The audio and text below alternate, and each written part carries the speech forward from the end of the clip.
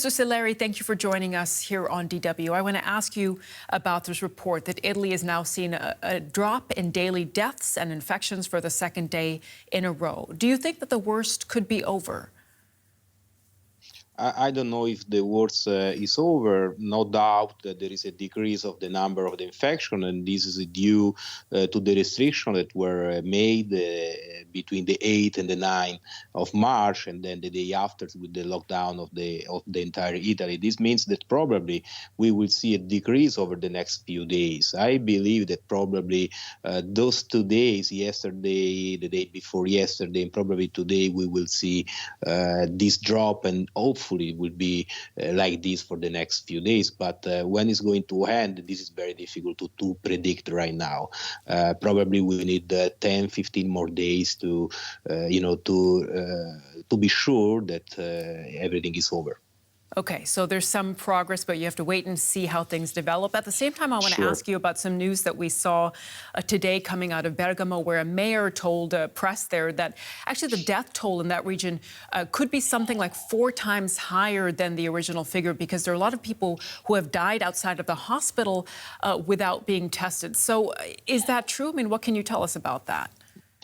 I believe that the heat that was in the Bergamo area is due mainly to the fact that it's a very, very active industrial area with a lot of movements from the other regions in Lombardia, the south part of the Lombardia, where there was the beginning of these outbreaks.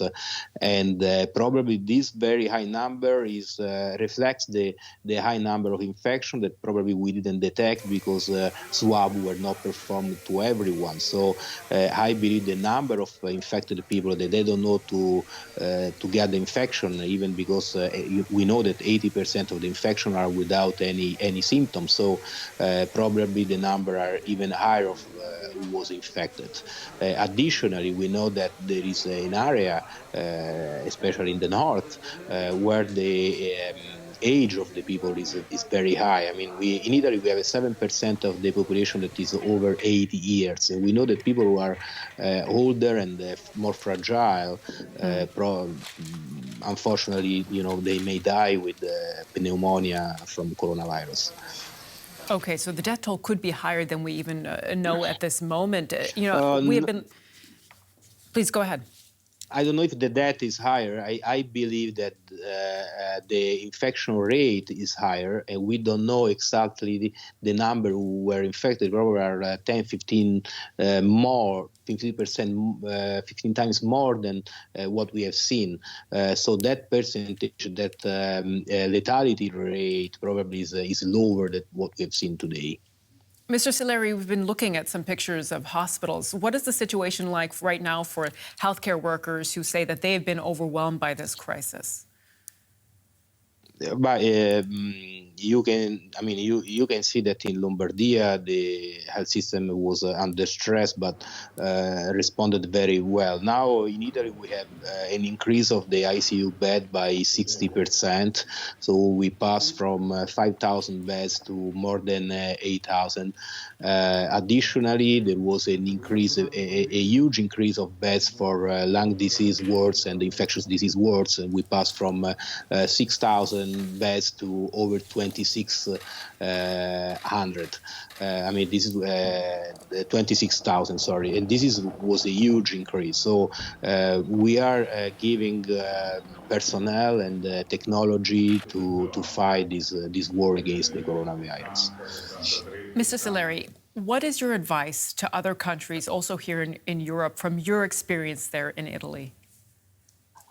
2 things should be done. The first is the lockdown. I mean, you need to avoid people to go around. So you need to close whatever you can close, basically, because if you stay at home, there is no possibility to pass the virus to somebody else.